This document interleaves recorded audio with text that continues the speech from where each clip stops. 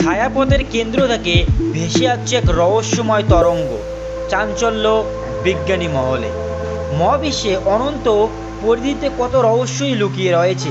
আদিম যুগ থেকে সেই সব না জানা প্রশ্নের উত্তর খুঁজে এসেছে মানুষ, অথচ আজও উত্তর মেলেনি। সম্প্রতি ছায়াপথের মিল্কি ওয়ে কেন্দ্র থেকে ভেসে আসা এক বেতার সংকেত ঘিরে ফের চাঞ্চল্য দেখা দিল। সিডনি বিশ্ববিদ্যালয়ে গবেষণারত এক গবেষক দল সন্ধান পেয়েছে এই সংকেতের। বন্ধুরা, মার্জনা করবেন, আজকে সারাদিন অনবর্ষ বৃষ্টির কারণে বাইরে থেকে বৃষ্টির আওয়াজ আসতেছে, তাই ভয়েসের মধ্যে কিছু নয়েজ আসতেছে, তো মার্জনা করবেন।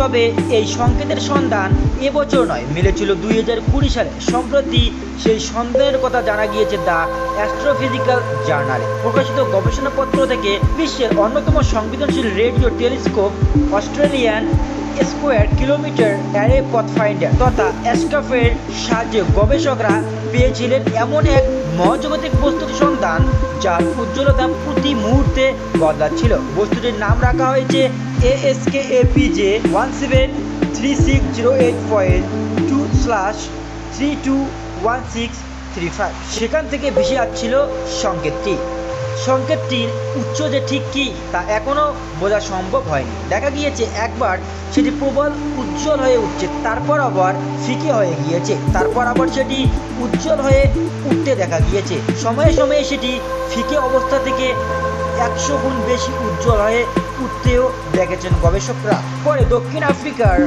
আরেক সংবেদনশীল মিরকট রেডিও টেলিস্কোপ দিয়ে সংকেতটির উৎস খুঁজে বের করার চেষ্টা করা হয়, কিন্তু এখন পর্যন্ত ওই আশ্চর্য মহাজাগতিক বস্তুটি স্বরূপ বুঝে উঠতে পারেনি তারা। প্রথমে মনে করেছিল এটি হয়তো পালসার বা এক ধরনের নক্ষত্র, সেখানে সারাক্ষণ আগুনের ঝড় চলে। পরে অবশ্য বোঝা যায় এটি তেমন কোনো মহাজাগতিক বস্তু নয়। ঠিক এমন না হলেও এই ধরনের সংকেতের দেখা অবশ্য আর আগেও কয়েকবার মিলেছিল। বিজ্ঞানীদের ধারণা সম্ভবত কখনো একটি নয়, একগুচ্ছ বস্তুর সম্মিলিত সংকেতকেই ধরা পড়েছে টেলিস্কোপে। তো বন্ধুরা, আপনাদের এই ভিডিওটা কেমন লেগেছে অবশ্যই কমেন্ট করে জানাবেন।